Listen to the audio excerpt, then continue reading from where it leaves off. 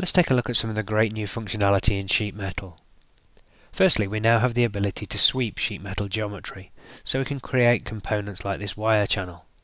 Let's take a look at how that would be done.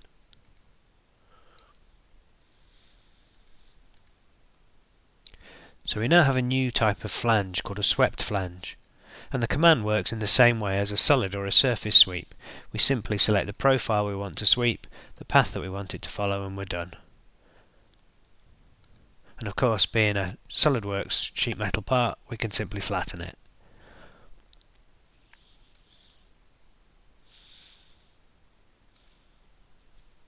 In order to see the improvements with the edge flange command, we'll move over to this panel.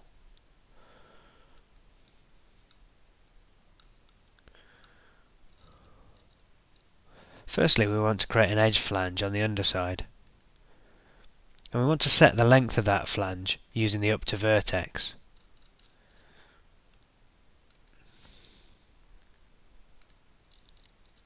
Which initially looks fine, but as soon as we reduce the angle, we start to see that we don't get the length that we were after.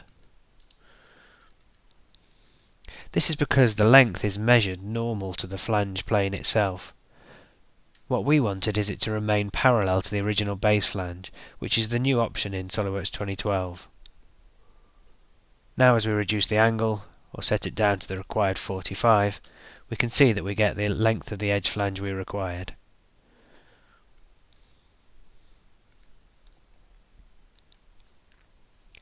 In order to see the next improvement, we're going to open this part in its own window.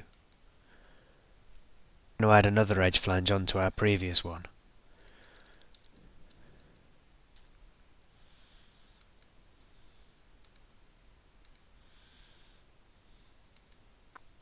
We'll make the length of that flange 20 mm and the angle parallel to this face. The new options in 2012 all relate to the position and length of this flange.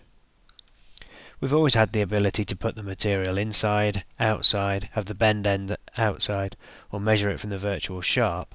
We now have the ability to measure to the tangent of the bend. In this case, we actually want the material inside. The next option is to do with the length. Again, the previous options were to measure to the outer virtual sharp or the inner virtual sharp, but they would both be very difficult to measure where the angle isn't 90 degrees. So we now have the option again to measure to the tangent, so we'd be able to stick some verniers across this to check that length. Nothing new, but in order to tidy up this part, I'm just going to close up these corners.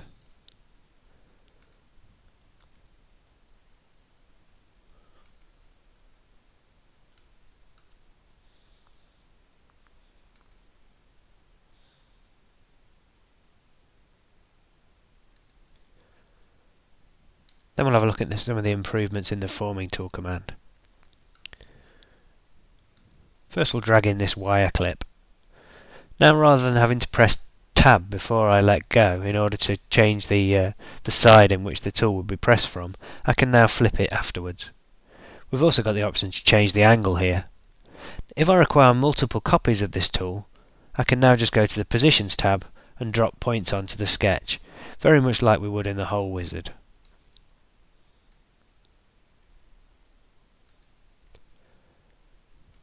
Let's drag in a copy of this louver, again flipping the tool to the other side, and I'm just going to change the angle here.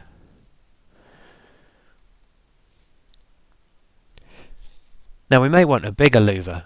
Rather than having to go back and drag in a different size, Forming Tools now supports configurations, so you can see we've got multiple copies of the louver that we can select from the list.